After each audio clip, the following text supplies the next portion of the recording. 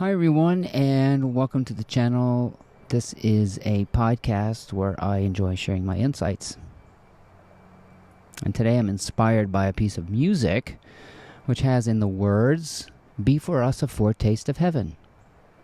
And I'm going to talk about the foretaste of heaven and what that might mean and how we can build a life that we don't need to take a vacation from.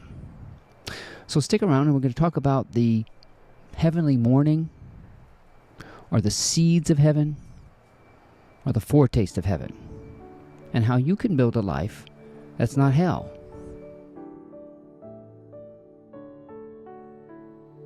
I'm out here in my garden.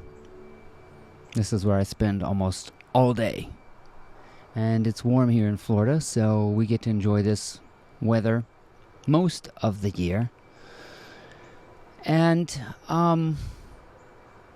I wanted to talk to you about this idea of the foretaste of heaven. There's a piece of music called the Ave Vero. And it's something that you may have heard in church if you go to a Catholic church. And at the end of that, it says, "Be for us a foretaste of heaven." And I'm inspired by that because everybody has tasted this bliss. If you've ever had really good sex, or if you've been, if you've gotten the church giggles, or you're just really super focused on something, you're lost. Sorry, the dog's over here catching lizards. That's a foretaste of heaven. Being so focused that there is no difference between you and the activity that you're doing. And oh, that we could live in heaven, right? Jesus was constantly talking about the kingdom of heaven. That's a heavenly moment. When you're laughing, cuddling. It's a euphoria. It's a peace. It's a complete loss of self. It's what you would call living in abandon. And this begins what I think in the morning. If you don't have a morning routine or a morning ritual, and you do like the rest of the world, and you have a life where the minute you wake up, you hit the ground running, you might consider a heavenly pause. My morning ritual began with journaling and sitting quietly. No phone, no TV, no nothing. No input of any kind from the outside world. If you can give yourself a luxury of a 5-minute morning routine, what you're going to find is that wonderful freedom expands. I started doing my morning ritual and just sitting in the silence and just letting my mind be what it needed to be and letting my body feel the feelings. And I did some reading. I just let it unfold. I'm not going to be this kind of a person to say, oh yeah, this is my morning ritual, because my morning ritual kind of changes. Let it develop, but let it begin in the morning. There's a wonderful song that I just reminded of. Let there be peace on earth, and let it begin with me. So begin with a moment of peace. A moment of silence, not one of these solemn moments of silence where we get all grim, but a peaceful, just let yourself be there for a moment. And then you can go back to your hellish life. But you will start to really like the way you feel in that moment of peace. Because that's what I would call flying first class. And Steve Harvey says, once you fly first class, you'll never go back. Give yourself the luxury of flying first class. I often say, once you go black, you'll never go back. You've heard that phrase. So once you give yourself a foretaste of heaven, that seed, you will wonder, I wonder if that can expand. Mine used to be, I can have a moment of silence and me time, and I would read some poetry or the Bible. I've read the Bhagavad Gita, the Bible, the Tao Te Ching, several spiritual books, whatever it is, even if it's some kind of fiction. It's all fiction. Yeah, the Bible's fiction. But still, spiritual reading is a wonderful way of explaining what can't be said in words. Eventually, you'll understand what it means. I recommend the Psalms and the Proverbs. And the Tao Te Ching is lovely because the Tao Te Ching just has little verses. Or My Morning Motivator. You can subscribe to my blog. It just has 300 words. It's easy to read, and it's quick. You might not understand what I say, but it might seep in.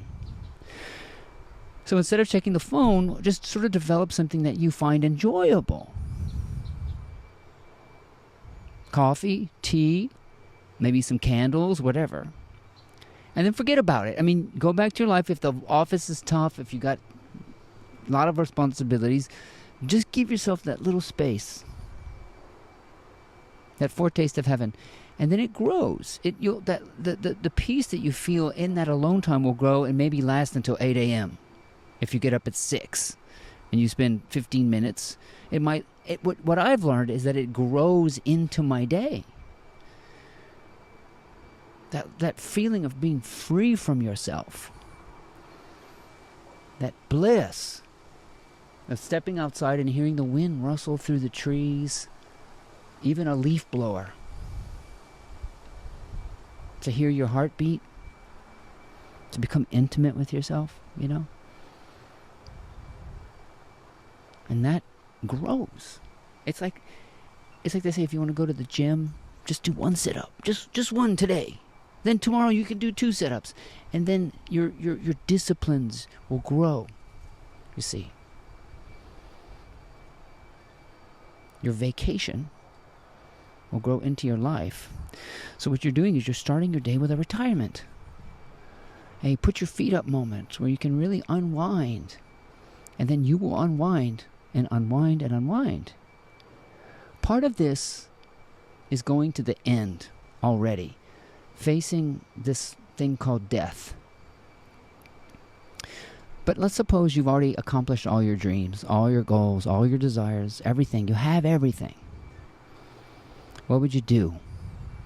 Most of us wouldn't know what to do. If you like to build houses, likely you would build houses just for the sheer hell of it. You wouldn't be chasing money anymore. You just do it. You would tinker around building houses for people. I remember my grandfather used to live across the street from a man who tinkered with washing machines as a hobby. He had his front yard was full of washing machines, and people would bring him washing machines and pay him, and he would just fix them because he enjoyed fixing washing machines, you see. So you'll discover a life that you really want to live, and this foretaste of heaven becomes heaven all the time. And you develop a life that's free. And you think, why did I ever toil and labor so much? Because everything that you really want, if you get to the end of your life, is just to be free, to be happy, to be joyful, to be playful. And if the things that you want right now seem to offer you something, you're not quite there yet. The only things that you want in your life are just playmates, playthings. You can't play with money. You can, if you know what to do with it. You can, I guess, fill up a swimming pool and swim around on your dollars. That's gross. You want a mate so you can play with them. You want friends so you can play with them. You want cars so you can play with them. You want a home so you can play with it and enjoy it. We have all these things and we don't enjoy them because we don't know why we want them. And you can have a life that you want, but we've built a life of hell. My life was hell. Because I was waiting to get into heaven. You got to start your day with a heavenly foretaste. Start with a vacation and let the vacation build into your existence. And that peace will come with you everywhere. That's the peace that passes all understanding. You're still in the world. You're still going to pay your bills. You're still going to make your doctor's appointments. But the majority of your experience will be playful, glorious, peaceful. Because that inner sanctuary will go with you. That's the kingdom of heaven that has to be built in. You know, Carl Jung talked about building the inner temple. That's what it is. It takes a while to build in that wonderful moment of peace and quiet in the morning. You'll feel it in the morning, and then you'll go back to your hellish life. Start with a little foretaste of heaven and go back into hell. And then the heavenly things grow, and then the dark corners of your mind, your fear, your inhibitions, your feeling so insecure in your own body, all that's going to go away. You won't be putting a show on anymore. I'm not putting on a show. I don't care what people think. I'm just me. My videos are homespun. Just turn on the camera and go. No, not even wearing any clothes. I got a closet full of clothes. All I do is wear shorts. I live in Florida. I don't care. What I'm hoping to get to you is that the words point you somewhere deep within yourself. I want everybody to have a heavenly life, and that's part of it. Like Oprah, you get a car, and you get a car, and you get a house, and you get a job. Everybody gets what they want in heaven. But first you have to know how to build it into your life. So you don't have this dread, this fear, this doubt. I want what you want. I want you to have what you want. You have to build in the peace first. Seek ye first the heaven. Seek ye first the kingdom of heaven, and these things will be added unto you. So start in the morning with nothing.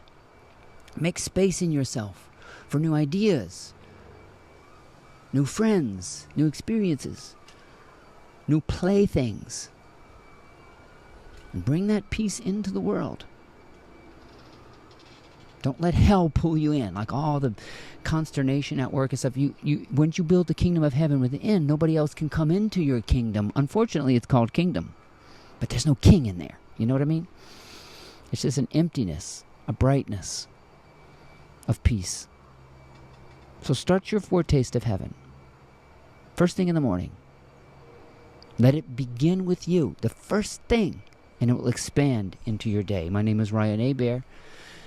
If you need some inspiring words in the morning, you can check my blog, mymorningmotivator.com. It's totally free. Subscribe and stay tuned to this channel so we can build the inner kingdom of peace. It has nothing to do with religion, but with ourselves.